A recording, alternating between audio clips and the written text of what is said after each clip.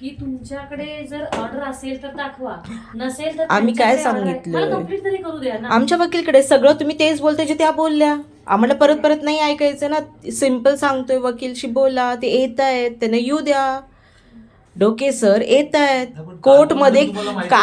कालच्या मॅटरवरती सुद्धा ते आज फाईल करतायत केस. काल आलेले ना डोके सर. काल त्यांनीच सांगितलं मला की 2 तारखेला हिअरिंग झाल्याशिवाय इथून खाली करायचं नाही कोणी पण. तर आम्ही 2 तारखेपर्यंत नाही. हा, आम्ही पण कोर्टचंच फॉलो करतोय. आम्ही पण जे पण फॉलो करायलोय कोर्टने आम्हाला सांगितलंय. मग तेच सांगते वकीलशी. मग वकीलच आमचे दाखवतील. आमच्या वकीलकडे आहे, ते दाखवतील. यांच्याशी बोलणं झालंय आता, स्पीकरवरती झालंय, त्यांना सगळं समजलंय. नाही आम्हाला हे बघा, आम्ही काल पण तयारीत होतो पण आम्हाला माहिती नव्हतं मॅटर काय आहे.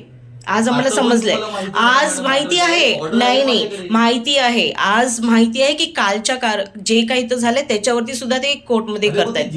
हा हो, मग ते सांगतात 2 तारखेच्या पहिला नाही खाली करत. नाही आहे आमच्याकडे आहे. मग सांगते ना, आमचे वकील येऊ दे, त्यांच्याकडे आहे. येणार आता कोर्टमध्ये आहेत.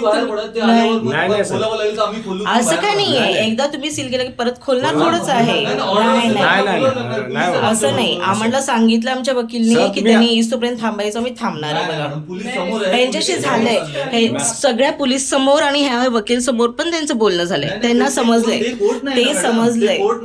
नाही त्यांनी कोर्ट तर्फे. प्लीज सर, प्लीज तुम्ही पण समजून घ्या. तुम्ही पण, आम्हाला पण माहिती आहे ना की काय आहे.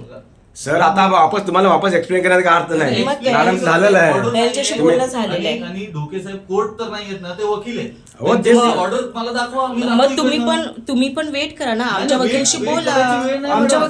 एक्झिबिशनला आलोय.